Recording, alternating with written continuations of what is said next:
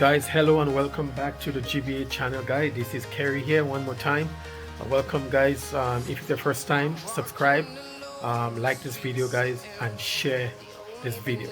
A lot of people have been reaching out to me about business, right? So today we're going to have a discussion about business, which we haven't done in a very long time. And what I want to stress on, right, because like you know, I've been here for over 15 months, right? I have learned a lot. I have made mistakes, but I have learned by the mistakes that I have made, right? And I want to tell you this: if you come into Tanzania and you want to do business, guys, think about the agriculture sector. Think about manufacturing, right? Manufacturing agriculture products, right? Don't be scared of the agriculture sector. You will not go wrong. And what I want to talk to you about today is exportation of agriculture product.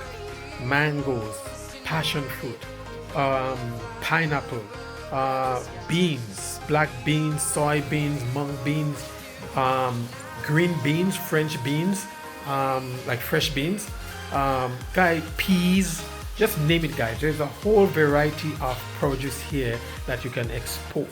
Yeah, avocados, guys, just name it. Tanzania has a plethora of fruits and vegetables, carrots, beetroot that can be exported to North America, that can be exported to Europe, and that can be exported to the Middle East, right? So this is what I want to stress on today: exportation. You come to Tanzania, you register your company, you decided, okay, I want to get into exportation. What do you do? How do you get started, right? Number one, know your market.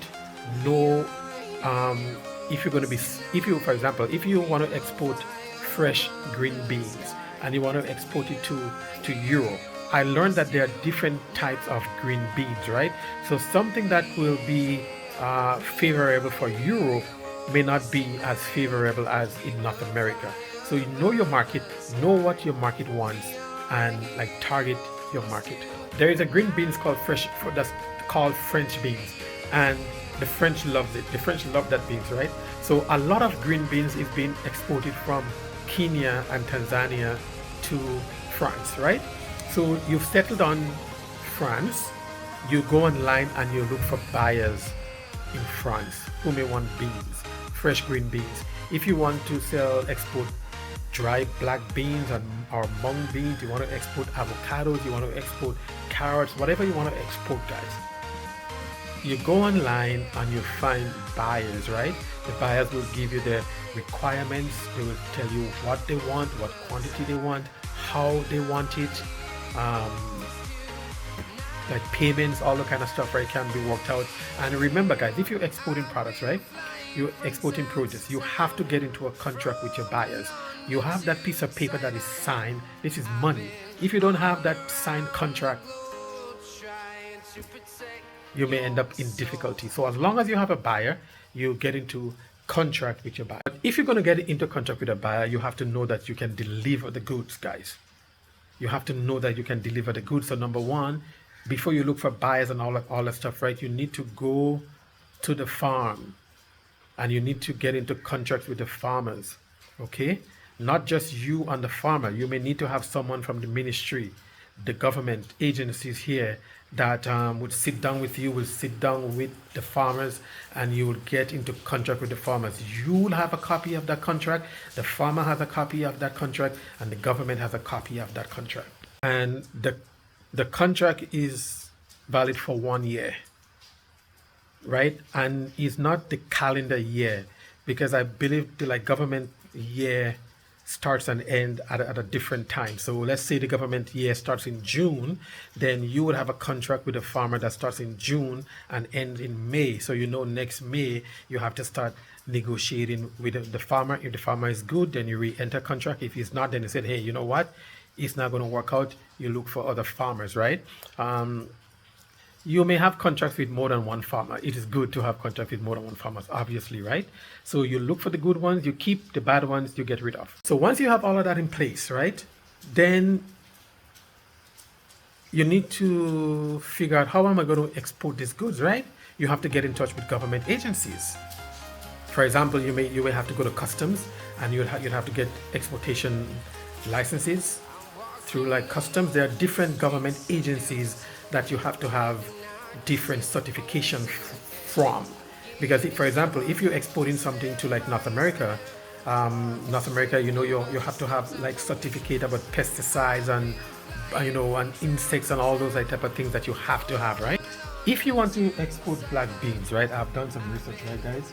Listen to what I'm going to read to you, yes? So I'll try my best, right? So you must have registration and licenses, okay? Business licenses, that's what you're going to get that when you register your company. And you must have an exportation license, right? And you must have these like permits, okay, guys? For example, you must have a food corporation export permit.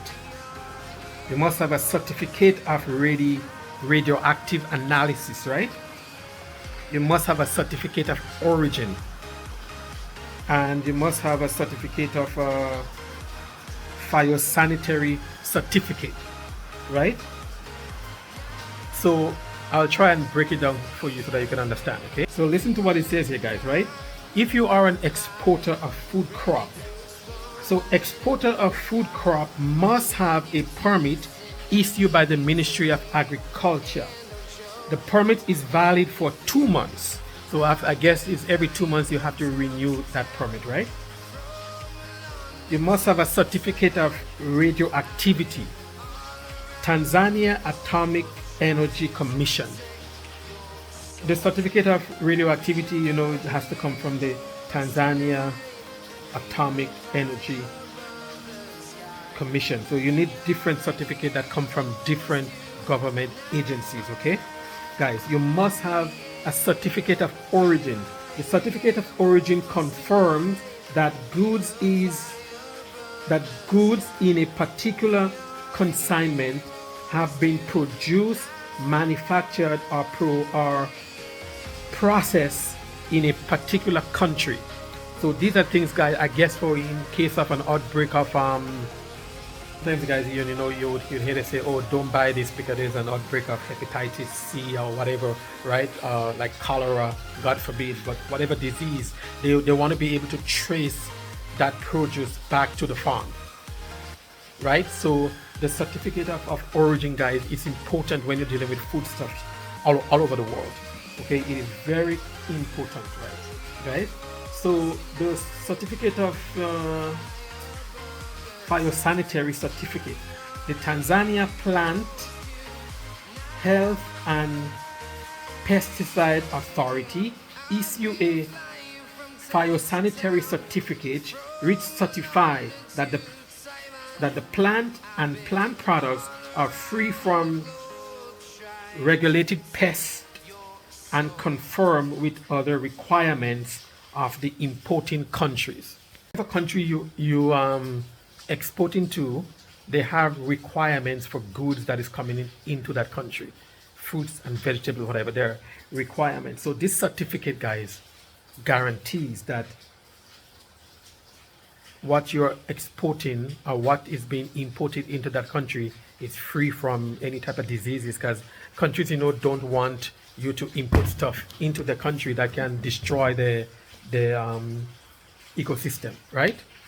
Okay, so once you figure this out, right, then you'll be in business. But I'm telling you guys, like I said before, dealing with government agencies here in Tanzania can be frustrating, guys, because you have to go here for one thing, you have to go there for one thing. They will tell you 2 days, guys. It takes like 3 weeks, right? So to get all this documentation together might be a headache, but patience, and in time everything will work out. But guys, believe you me, the agriculture sector here, it is good to get into for local consumption, but for exportation, guys. If you want to come and you want to buy agriculture products and you want to export it, it can be very lucrative. Believe you me, guys, I am transitioning into that sector because I realized after being here for 15 months, I realized that, damn, this is where I need to be.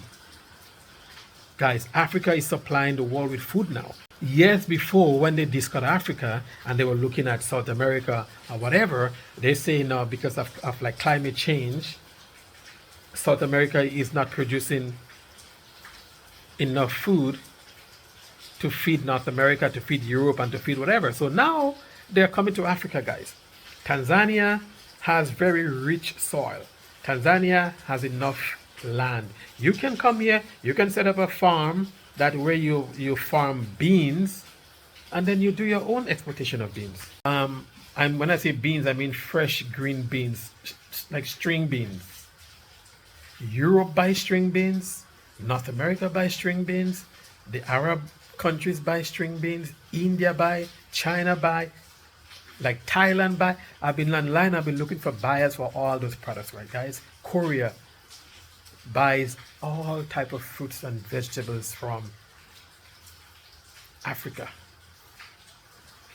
So don't be afraid to come here and invest your money into the agriculture sector. You can dry the fruits and vegetables, get a dehydration machine. You can dry fruits and vegetables. There are ministry regulations, there are certifications that you will have to get just the same, and you can export dry fruits. Like companies in North America and Europe, whatever, that use dry fruits to make snacks. Like I said before, company, you can grind down the dry fruits also. There is a machine that you can buy that can grind the dry fruit into powder, and you can sell it to companies that make supplements. Companies have little packages of fruits flavor that you can add to water, you can add to other drinks to enhance the taste. Do not be afraid to come here and look at the agriculture sector as a sector in which to invest money. As a matter of fact, if you come in here and you ask me, I will tell you. The transportation sector, whereby you can transport goods, transport and logistics, and the agriculture sector. Don't look at any other sector. These are the two sectors that I believe you can invest in. Finances, if you know how, then, but that's out of my league. But if you know about financing and banking and those type of stuff, it's also good. But the agriculture sector and like transportation, for the average guys like you and I, you cannot go wrong. Peace and love. Continue sharing with me, guys, as I try to bring you the best as I know how.